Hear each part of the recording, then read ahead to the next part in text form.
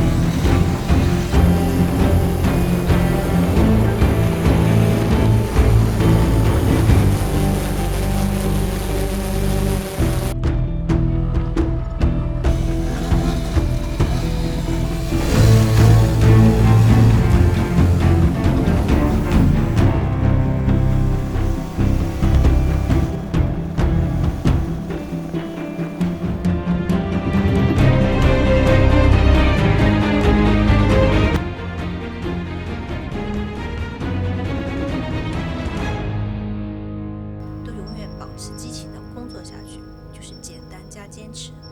带着这种理念，我坚信我们企业可以很好的走完接下来的未来的10年、20年甚至50年。